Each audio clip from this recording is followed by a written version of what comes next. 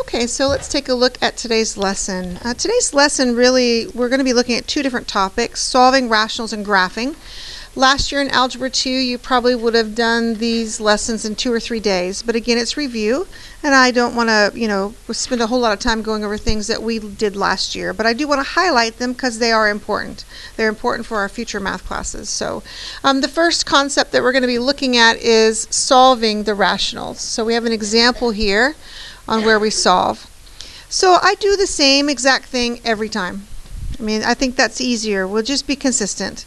So how do I solve rationals? Well, they're fractions, right? So I want to get a common denominator and add them together.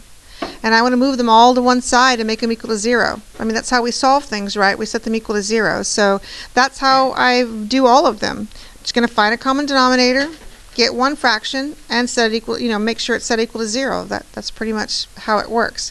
So let's do that. So in order to investigate this, I really need to see what the factor of this is, because if we're lucky, which I hope we are, then this x minus 2 and this x minus 4 will be the factors of this, and it'll be a little bit easier problem. If we're not so lucky, then it'll be a much larger denominator. But let's go ahead and factor this and see. Let's see, that's back sign is positive, so they're both negative. It looks like we are in luck, and these factors are the same. So this is our common denominator. This piece right here is our common denominator. So let's start that process. I'm going to go ahead and leave it in factored form, just, for simplicity's sake for me. Do you have to? No. It's your choice. You don't have to leave it in factored form. But that is our common denominator. What I'm going to do is I'm going to move these fractions to the left as I'm finding a common denominator for them. I'm just going to, because I need everything on one side, I need it to be equal to 0. So I'm going to subtract that fraction, that 3x. That 3x has an x minus 2, but it doesn't have the x minus 4, so I'm going to have to multiply by x minus 4 over x minus 4 for that one. Now I'm going to move that this fraction, this third fraction, over to the left. So minus 2. And this one has x minus 4, but it doesn't have the x minus 2. So this one needs x minus 2 over x minus 2. And that left us 0 on the right side. So we've got everything to the left, and we have the makings of our common denominators. Okay. So let's bring that all together.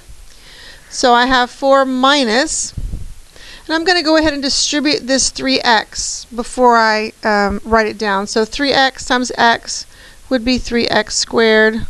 3x times a negative 4 would be negative 12x. Okay? And we're going to do the same thing for this third fraction right here. I'm going to distribute the 2 before I write it down. So that would be, 2x minus 4. And that's all over our common denominator of x minus 2, x minus 4.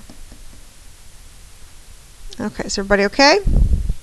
So one of the most common mistakes that I see is when we're subtracting, some students tend to forget to distribute to all the terms inside. So if you do it like this with parentheses, hopefully that will be like a red flag. Look, I need to distribute. I don't want to forget a sign.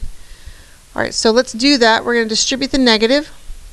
So I have 4 minus 3x squared plus 12x minus 2x plus 4 all over my x minus 2, x minus 4.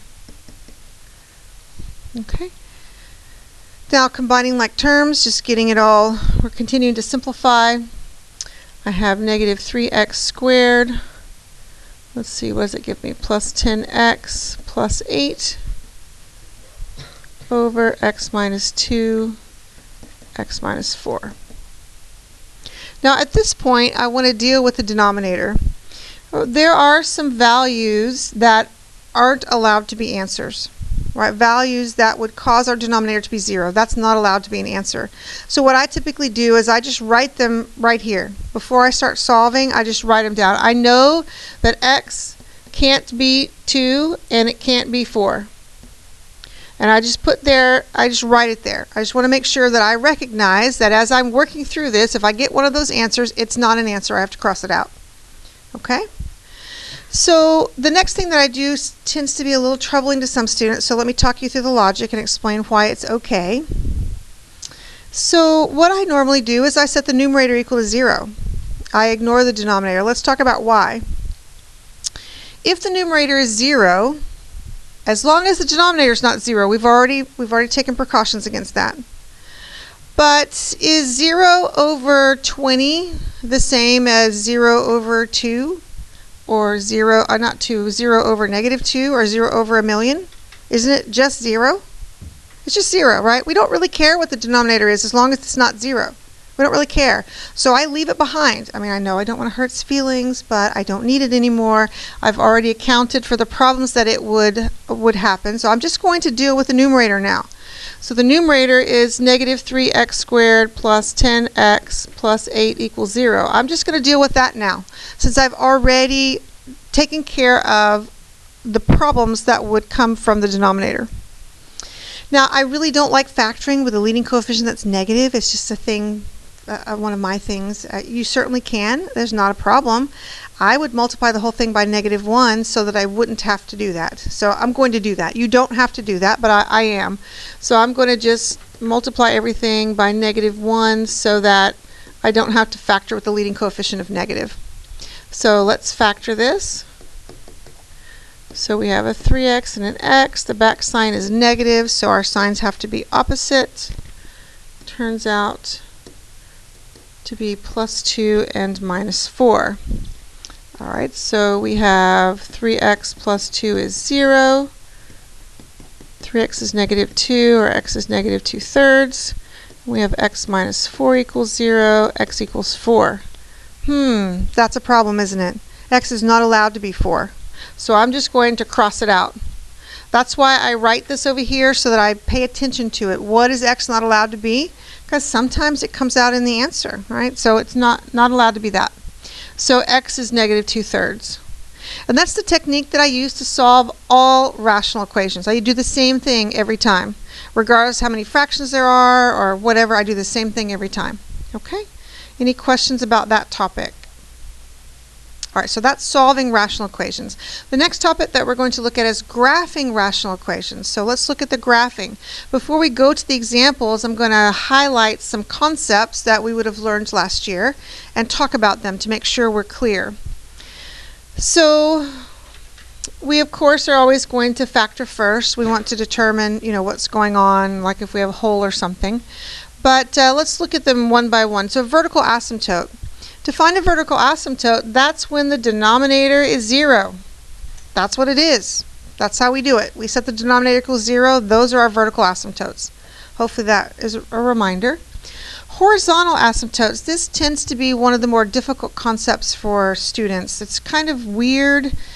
We divide coefficients of the term with the largest exponent, and the exponents must match. This is the pre-calculus way to find horizontal asymptotes. There is a calculus way to find horizontal asymptotes, which you will learn next year, but we're going to stick with the pre-calculus way. So the pre-calculus way is really kind of, it's an intuitive kind of thing. We're looking at coefficients. So I'm going to give you, there are only 3 options. There are only 3 options. I'm going to show you all 3 options. Okay, so that you'll know what you're dealing with. So an example, let's look at this. So say we have like 3x squared over 2x squared plus 1. Okay, that is a rational equation. We locate the largest exponent. It's 2. And the exponents must match from the numerator to denominator. See how they match. Then all we do is we divide the coefficients. So we divide 3 divided by 2. So my horizontal asymptote is going to be y equals 3/2.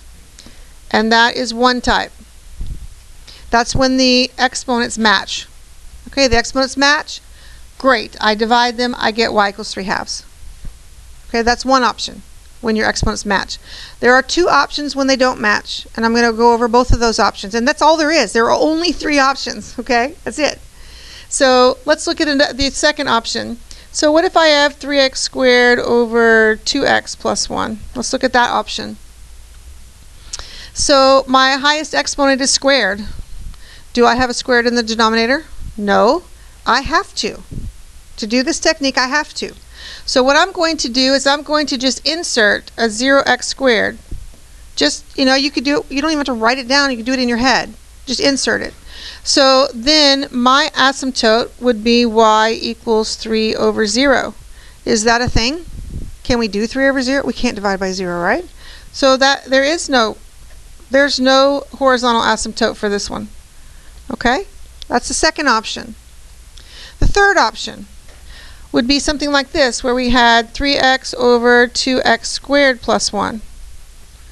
Okay? Our highest exponent is a 2. It exists right there. Do we match from top to bottom? No. So I would think through this, or simply write it, 0x squared. Okay, I'm going to divide the coefficients, and I get y equals 0 over 2. Is that a thing? It is, isn't it? It's y equals 0. And those are the only three options you have for horizontal asymptotes. There is nothing else. They either match, or they don't match, and you have to insert something on the bottom, or they don't match and you have to insert something on the top, and that's all there is. Okay? And those are our options for horizontal asymptotes. Slant asymptote. A slant asymptote happens if the degree of the numerator is 1 larger than the degree of the denominator. I have one of those up there, don't I? This middle one. The degree of the numerator is 1 larger than the degree of the denominator. This one would have a slant asymptote. Now, we're not going to get to cover this other thing. I know it's probably going to be upsetting to you. But if the degree in the numerator is 2 more than the degree in the denominator, we have something called a curvilinear asymptote. Doesn't that sound fantastic? I know, right? We don't have enough time to cover curvilinear asymptotes. I'm sorry, but they're like shaped like parabolas. They're very cool looking, but we don't have time for that. But at any rate, it is a thing. There is such things other than slant asymptotes, but we just have time for slant asymptotes. So just so that we know there's something out there. Sorry, we don't have time, but we're just going to stick with slant asymptotes. So if there is a slant asymptote, what do we do? How do we find the equation of it? We do long division. We do long division to get the slant asymptote, and there's an example on the next page of that. And the last thing to talk about, a general concept, is holes, points of discontinuity, or holes in the graph. You probably recall when that happens is when we're factoring. Let's say we're factoring and we get something like this. Right, and we have common factors. Remember that? When you cross out the common factors, it creates a hole. There's a hole at the x value of 3. Do you remember how to find the y value of the hole? You remember what to do to find the y value? Yeah, you plug the 3 into the simplified version, right? And you get the y value of the hole. Remember that? Okay, so that's how we would deal with holes in the graph. Okay? Questions so far? I was going to ask about horizontal asymptotes and slant asymptotes. Yeah. If the degree of the numerator is 1 larger than the degree of the denominator, wouldn't that mean that there's always a horizontal asymptote because you have to divide, there wouldn't be just divide by 0? That's right. So these two guys right here, horizontal and slant, never exist in the same graph. Okay. There either will be a horizontal or there will be a slant. There won't be both. Because of that very thing, the nature of how they're created. So you're just going to have one of the other of these. You won't have both. Okay? Anything else? All right, let's move to the next slide. I just have a couple of graphing examples for us to do.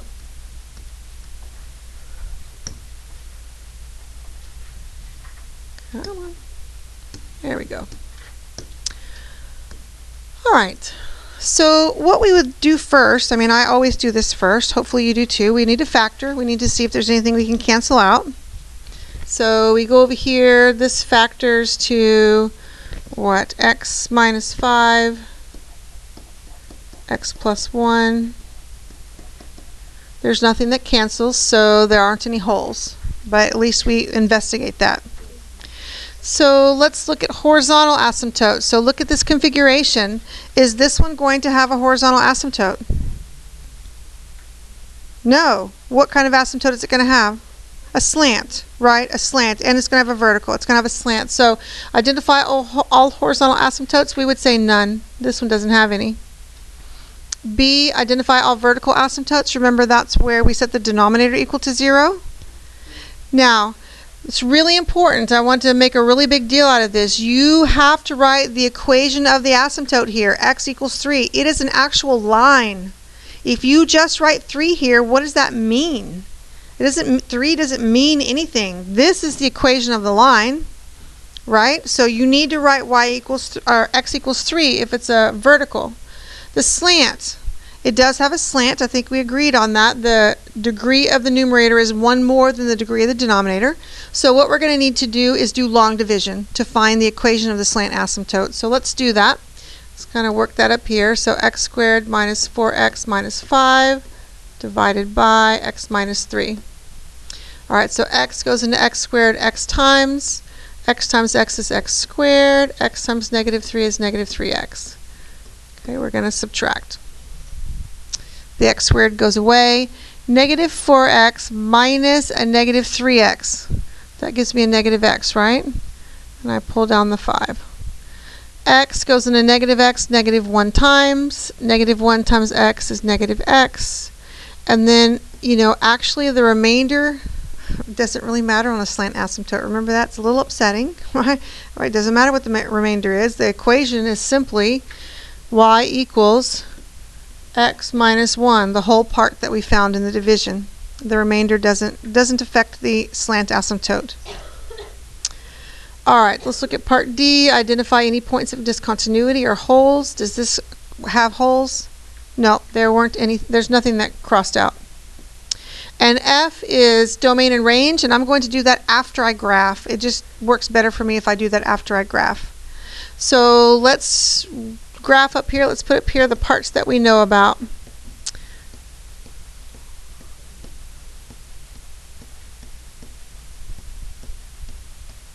Okay, so we know that we have a vertical asymptote at 3. So let's go ahead and draw that one in. We know we have a slant asymptote, the equation y equals x minus 1. So the negative 1 would be our y-intercept, and then our slope would be 1. So it would look something like that. Okay. We know the zeros. Really, right? I hope we're comfortable. We set the numerator equal to 0. We get the zeros. So what we have is 0 at 5. Right here. And then we have a 0 at negative 1. Y-asymptote, we might as well find the y-asymptote. The y-intercept would be, what, 5/3? On your daily work, it asks you to find intercepts. It's really meaning both the x and the y-intercept, so we might as well find that here. I know it doesn't ask for it here, but why don't we just find it? All right, so I have a slant asymptote here, so this is going to go like this. I have a point here. Now, let's talk about the asymptotes. It is impossible to break through a vertical asymptote. Impossible. So we know that this goes like this. Now, I will tell you it is possible to break through a slant and a horizontal asymptote. I know that's probably upsetting. We're not going to worry about breaking through slant asymptotes here, but we are going to look at breaking through horizontal. Because slants, we're just going to go with the slant. But because it pretty much does. All right, so there is our graph. Let's do our domain and range. So our domain is negative infinity to 3. We get stopped at 3. And then 3 to infinity. Now you can put a U there if you want for union. You can put a comma. It really doesn't matter. Whichever one you prefer, that's what you should do. Range. Because of this little, but actually both little pieces, my range is like all real numbers, right? Negative infinity to infinity. So negative infinity to infinity. Okay, and there's our first graph. We okay with that? Okay, let's look at the second one. Let's do our factoring just to see what's going on. So the numerator factors to be x plus 2, x minus 1. The denominator works out to be x minus 3, x plus 1. Very close, but nothing cancels. Very close, but no. All right, so let's look at A, identify all horizontal asymptotes. Does this one have a horizontal asymptote? It does, doesn't it? At y equals 1. So horizontal asymptote, y equals 1. I write the equation, not the number. Write the equation. Part B, identify all vertical asymptotes. Well, we have a couple of them, don't we? And we're writing their equation, we're not writing their number. So x equals 3 and x equals -1. Part C, identify all slant asymptotes. Do we have any? No, so none. Part D, identify any points of discontinuities or holes. Do we have any? Nope, none. And I'm going to save part F, the domain and range, until after we're done. Okay, after we're done graphing. All right, so let's write up here what we know.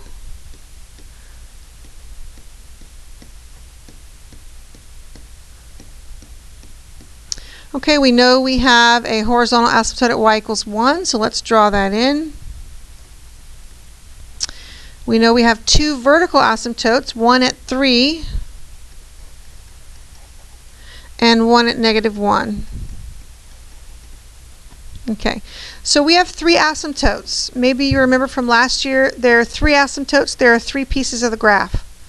If there are 2 asymptotes, there are 2 pieces of the graph. They match. All right, so what else we need? We need our intercepts, our x and y intercepts. So if I set the numerator equal to 0, I get -2 as an intercept and 1. If I plug in zeros for all the x's to get my y-intercept, I have a -2 over -3, or positive 2/3, so right here. Okay. So let's talk about breaking through horizontal asymptotes. It's very upsetting to the horizontal asymptotes, just let me tell you. I mean, 90% of the time they hold the line, right? About 10% of the time, these crazy functions just break through them. So we have to check for that. That's going to happen to us in PreCal. We need to check. So in Algebra 2, we probably would have been happy with the fact and just drawn like a little parabola here. But we can't do that. We have to investigate. In fact, look, there isn't a little parabola here. There's something going on. Maybe there is like this, but that, there's something going on. So what we need to do is do a t-chart and just check points. I mean, that's basically, we need to determine the behavior. So we already found the point for 0, x equals 0, because that was one of the intercepts. Let's look. I'm not really satisfied. I don't know what's going on. I'm going to do -1/2. I'm going to find out what happens when x is -1/2. So I would substitute that number back into the equation, and I get 9/7. Ooh, it broke through. Poor little horizontal asymptote. Oh well, it tried. Okay, so 9/7, we're here. Now when that happens, so the shape that will typically make is kind of like almost like a cubic shape. It's like a squiggly thing. So I can go ahead and draw this. Just to be safe, I think I did 2, just because I don't trust, right? Because maybe it bounces back up. Who knows? Let's do a point at 2. 2, I got -4/3. -4/3. And so yes, it does go down. So it looks like that. Our first rebellious graph. Now typically if the middle part breaks through, the sides do not. I'm just telling you to help you with patterns, right? Because it's a lot of work checking points. So typically they're just going to go like this. Now I need to find out what's going over here. So that's 1, 2, 3. I think I did a 4. If I plug in a 4, I get 18/5. So that puts me like up here. And we're good. Now I do want to talk to you about the other breakthroughs when they break through. If, let's say, we have just one vertical asymptote. So this is what it would look like, just so that you're aware. Sometimes when it breaks through the horizontal, it breaks through and it slides along the top. It never goes back down. That's what happens sometimes. It breaks through and then slides. Sometimes what it does is it breaks through and then goes back down and slides along the bottom. So the horizontal asymptote is it is a guidance. It guides it. It is going to slide along either the top or the bottom of it, but sometimes it breaks through. I'm just kind of giving you the heads up. So with your problems that you graph, we just need to be aware to check for instances where it breaks through the horizontal asymptote, okay? I'm going to tell you that I'm not going to give you any and expect you to check the slant asymptote. Though it could break through a slant, we're not going to deal with that. I just want to deal with the horizontal. Okay? Questions? Yes? And is there ever a case of it being like rebellious twice and breaking through twice? Yes. Yes, I know. Unraveling it up through twice. Well, by twice, like two different pieces, not the same piece both times. Once the piece breaks through, it's either going to come down and slide along the top or go back through and slide along the bottom. One of those. It's not going to continue to break through down the line. So each piece could just break through, you know, once or back down. Okay? All right. Anything else? Oh, thank you. Thank you. We almost forgot that. That would be very upsetting, wouldn't it? All right, domain. So domain negative infinity. Whoops. Negative infinity. And we get blocked at, what, -1. And then we pick back up at -1 and carry on to 3. And then we pick back up at 3 and go to infinity. Our range. Normally our range would leave out 1, wouldn't it? But not this one. Not this little rebellious one. No, this one is all real numbers or negative infinity to infinity. All right. Great. Are we okay? All right, fantastic.